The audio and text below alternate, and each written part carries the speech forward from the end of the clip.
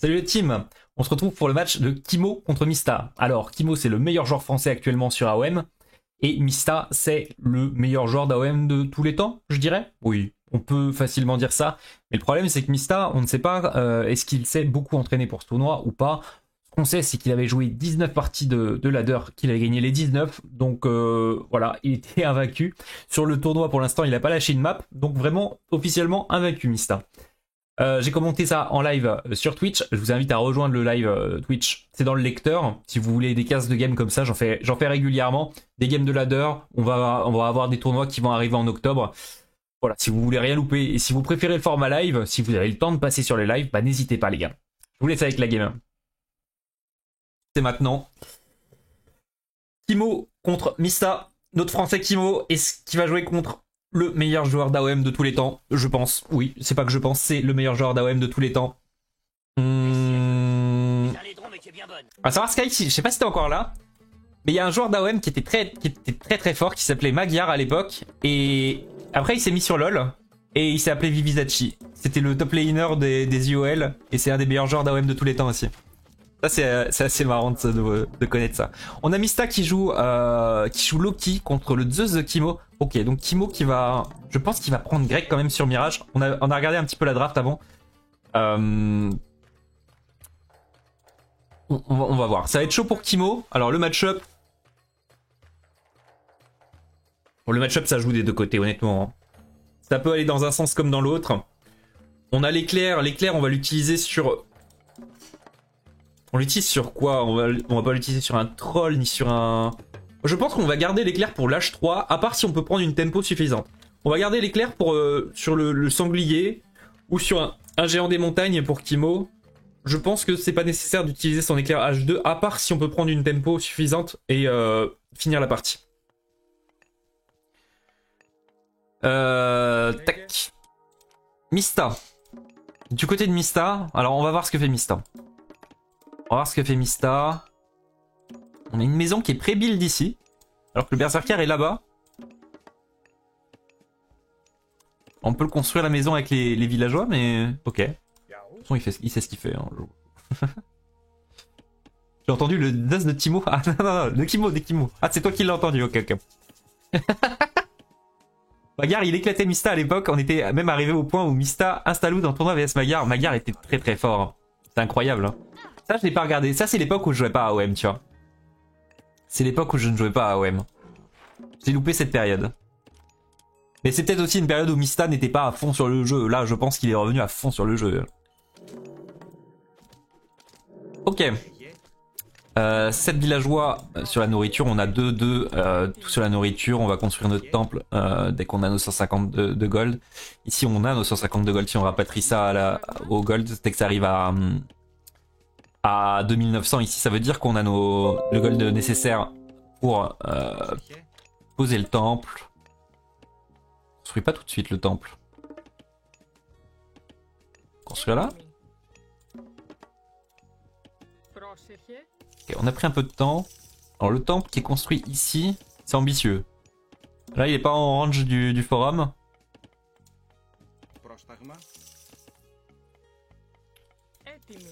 J'aurais peut-être construit genre ici, ça va peut-être bloquer un peu la gold mine, mais il veut protéger sa gold mine quoi. Il sacrifie le positionnement du temple pour protéger la gold mine, ok. Mista qui ne va pas partir de façon très offensive, il part sur Forset. J'ai l'impression que c'est le meilleur bet là maintenant de partir Forset avec Loki sur Retold. Le Heimdall il est trop faible je trouve, il est trop faible. Et du coup la maison qui n'a jamais été build ici. Hein. On l'a construit là, on l'avait pré-build ici, mais elle n'a jamais été construite. On a 5 villageois alors, on a 3 nains ici. Et on va au Tokyo des nains alors. D'accord. Et on a 7 villageois à la nourriture. Je peux regarder ici, mais c'est juste que je n'ai pas l'habitude. On continue de scout avec le berserker. On a spy un villageois du bois. Du côté de Mista. Et on a le positionnement du temple. Là, on voit que le temple est quand même exposé hein, du côté de Mista. Ça sert à quoi de construire temple range forum? Bah, c'est-à-dire que si tu construis ton temple ici, le mec s'il attaque, il va pas pouvoir taper avec ses Airseer. Imaginons le Loki ramène des Airseer, il les ramène là. Il peut taper le temple gratuitement et te le casser quoi. Alors que si tu le mets ton temple légèrement derrière là. Les Arsir seront en range du forum et ils pourront pas taper le temple. Pour toi le favori c'est qui? C'est Mista, ouais c'est Mista. Et Mista en fait il a fait 19 game ladder, il s'est arrêté mais je pense qu'il a full train en partie perso. On sait pas vraiment comment il joue. C'est un joueur intelligent, il a une connaissance du jeu parfaite, mécaniquement il est au top. Il a les mécaniques de Beastie et une connaissance du jeu infinie, genre... Après, Kimo lui par contre c'est l'inverse. Kimo c'est le français, il a fait 400 game ladder, il en a rien à foutre. 400 game ladder, le jeu est sorti il y a 15 jours. Hein. C'est le mec qui a le plus de game du ladder. Et Kimo, c'est le tryharder ultime. C'est vraiment le mec, quand il joue pas à OM, il joue à StarCraft. il adore la compétition. Et respect à des gens comme ça. Hein. Respect à des gens comme ça qui donnent tout. Et genre il jouait de fou à OM aussi quand il n'y avait aucun intérêt à jouer à OM. Juste il joue parce qu'il fait le jeu. Il n'y avait aucun intérêt. Genre legit il y avait juste un ladder mais il n'y avait rien à gagner. Il n'y avait pas de tournoi etc. Ou très peu de tournois. Il gagnait 100 balles tous les mois, t'étais content mais... Et il streamait etc. Et... Juste il kiffe le jeu et ça fait plaisir de voir un joueur à ce stade de la compétition. On a le Pégase qui est sorti du côté de Kimo, c'est bien fait. On va prendre un petit peu de vision ici. Et là, du coup, alors regardez, il a construit le temple ici, c'était pas... Il l'a pas mis en range du forum, mais il a décidé de wall comme ça avec son camp de tir à l'arc et sa maison. En fait, quand vous construisez votre base, faut toujours avoir un plan... faut aménager votre base, quoi. Faut avoir un plan d'aménagement. Là, il a aménagé, il a pas construit ses bâtiments au hasard, vous voyez, ça wall le bois d'une certaine façon. Et ça wall aussi l'or, s'il rajoute un bâtiment ici, l'or sera parfaitement wall. Mais on va pas partir à l'agression du côté de Mista, on va jouer un peu plus slow. On va arriver à masser quelques Airseer, on va mixer ça avec de la Reading Cap, des lanceurs de hache, mais non. Merci Lonax pour le sub offert. Merci beaucoup mec, très apprécié. Mais on va pas partir à l'offensive tout de suite. Ce qui est intéressant, c'est qu'il a mis son spy sur un villageois au bois. Alors on aime bien spy lore, mais le fait qu'il mette le spy sur le villageois au bois en front de Kimo là, c'est qu'il va voir exactement les bâtiments militaires de Kimo sans devoir les scouts. Et Kimo lui, il récupère la vision de son côté grâce au Pégase. C'est-à-dire que les deux joueurs, voilà, on sent que c'est des joueurs de RTS, ils vont pas faire n'importe quoi en jouant In the Dark comme beaucoup de joueurs le font. Ils vont récupérer l'information pour s'adapter à leur adversaire. Alors après, faire des taxiarques contre un Loki, on ne fait jamais d'erreur. C'est la composition classique, on va dire, mais on a quand même envie de voir ce que fait Mista. Ici, on prend l'information sur l'or, c'est important de voir le nombre de villageois sur le nombre de ressources, ça donne une bonne idée de ce qu'est en train de faire l'adversaire. Et là, on voit qu'il y a quand même 6 villageois sur le bois. Donc, s'il y a 6 villageois sur le bois, qu'est-ce que ça veut dire? Ça veut dire que Mista ne fast héroïque pas. Voilà. Donc il a récupéré cette information juste en scoutant la base. Si t'as 6 villageois... là maintenant il a l'information avec l'armée. Je crois qu'il avait pas encore vu l'armée de Mista. Et il profite du fait qu'il a wall correctement. Il va défendre avec les Darksiark. Et lui, Kimo va partir à l'offensive de son côté. C'est-à-dire qu'est-ce qu'il va attaquer? Il va attaquer les troupes restantes de Mista. Alors attention. Ok, c'est bon. Et moi ce que je n'aime pas là Kimo va se faire éteindre les gars. Pourquoi? Parce que je vous le dis 50 fois, 100 fois, 1000 fois, ne baladez pas vos unités en plein milieu de la map contre un Norse quand vous jouez grec, parce que sinon c'est ça qui se passe. Le Minotaur qui va quand même taper la cavalerie ici et on va perdre des unités qui coûtent très très cher du côté de Kimo. On est obligé de casser le rétablissement.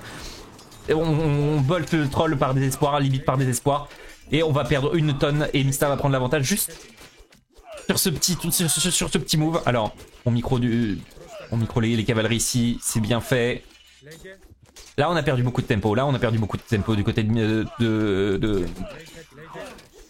Kimo, parce que la valeur de l'armée est presque équivalente, mais là on voit que les lanceurs de hache vont venir à bout de ça. On essaye de tuer une unité par unité. La cavalerie là malheureusement elle va avoir un HP et on va pouvoir se heal du côté de Mista. C'est aussi ça qui joue, on va pouvoir se heal avec la fontaine de soins. Et là c'est pas une bonne opération du tout parce que on peut pas se soigner du côté de Kimo, on est obligé de lâcher sa hunt. Bon ça va, il restait qu'une gazelle, mais on va être obligé de passer sur les moutons. On a 7 moutons, je crois qu'on a presque plus de baies, on a plus les poulets, on a déjà utilisé. Et ça va être compliqué parce que là c'est singe, on va pas y avoir accès, ça on va pas y avoir accès. Et lui Mista, eh ben il va pouvoir profiter de sa hunt autant qu'il le souhaite. Là on entend les bruits de hunt, il a ça, il va prendre les gazelles, ensuite il va pouvoir prendre les singes, il va basculer sur les fermes bien plus tard. Il est très très heureux là Mista.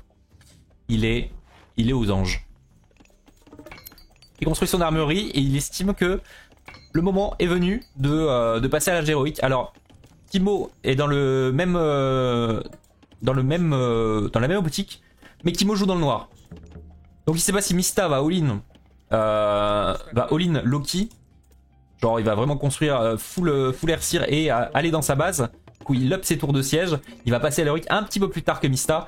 Mais il est obligé, comme il joue vraiment dans le noir, il a plus son Pégase, il a son éclaireur. Il pourrait scout peut-être avec son éclaireur, mais il a envie de récupérer l'information sur la deuxième gold mine de Mista, ça se comprend.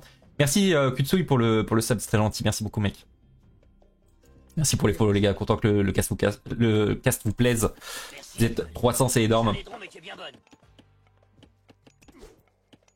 Essaye de courir dans les airs le Pégase. Oui c'est vrai que c'est pas très intelligent. On va raid un petit peu du côté de Mista parce que là c'est le moment de tempo un peu faible. On peut profiter de ce moment pour raid au lieu de juste de ne rien faire et d'attendre de passer héroïque. On peut en profiter pour faire des petits tours avec cette cavalerie. On prend un villageois ici, c'est bien fait, on empêche le wall. Est-ce qu'on a encore la vision sur le bois du côté de Mista?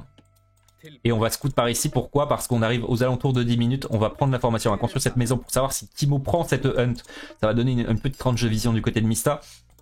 Mais là on arrive aux alentours de 10 minutes et qu'est-ce qui va se passer aux alentours de 10 minutes? On va commencer à être short en or, on a 500 d'or ici du côté de Kimo. Et il va falloir sortir de sa base pour prendre une des mines d'or forward ici. Et du coup ça va être le moment où Mista je pense va vouloir push, va vouloir construire un fort de la colline sur les mines d'or. Il va assurer son push avec les armes enflammées du côté de Kimo. On a pris Dionysos, c'est très bien je pense, c'est son meilleur choix parce que Aphrodite ça ne counter pas les armes enflammées de Bragi. Ça va enlever des unités sur le champ de bataille, donc c'est ok. Mais là où le bronze, ça va plutôt counter les armes enflammées. Donc si on arrive à un combat, alors, par pitié, non, aïe, c'est une erreur ça. Ah ça c'est on n'a pas envie de le perdre cet hydra et on va le perdre. Ah il vaut cher cet hydra, il vaut très cher à ce stade de la partie. Ah c'est malheureux ça. Ok on l'a pas perdu, mais il a pris. Et là Kimo, il va falloir fight ici, là ou là. Et le bronze va counter les armes enflammées parce qu'on va avoir 99 d'armure, enfin non 99 je raconte n'importe quoi. On va avoir une armure qui va permettre de tanker les armes enflammées. Merci beaucoup pour le sub Docsid, merci beaucoup. Pas misclick? Non, oui, c'est pas un misclick, mais c'est son rally point. Il avait son rally point. En fait, il avait son rally point pour le Pégase, tu vois. Je pense qu'il avait rally point son Pégase ici. Et quand son hydre est passé, il a pas pensé à changer son rally point. Et du coup, l'hydre est parti un peu n'importe où. On a plus d'or du côté de Kimo. On va devoir prendre cette gold mine. On va devoir prendre ce fight. Valeur d'armée 4-3. Ah ok. Ah oui non c'est bien fait, il est obligé de casser le bronze. La cavalerie qui attendait. Je me disais il va juste pouvoir courir et tempo les armes enflammées. Mais il y a la cavalerie dans le bac. Il joue intelligemment Mista. Il va pas se précipiter. Il va attendre que le fight s'engage. Les hoplites qui vont commencer à taper la front ici. Mais qui ne vont pas réussir à arriver sur la cavalerie de raid. Et là malheureusement malgré le bronze, les armes enflammées, les unités tapent très fort, elles tankent très fort du côté de Kimo mais c'est pas assez et en plus le positionnement était incroyable. Vous avez vu Mista qui avait flank avec la cavalerie, c'est une map très ouverte.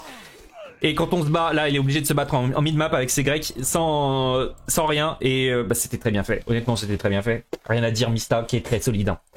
Erreur de Kimo au début je pense d'avoir vouloir attaquer au mid-map avec ses grecs. On voit souvent ce genre de move contre les Norse et souvent on perd avec les grecs en faisant ce genre de truc, mais Mista, impeccable, aucune erreur.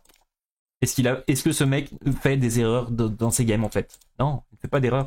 Regardez, ça c'était pour voir la il avait toute l'info sur les gold mines, il avait absolument toute la map.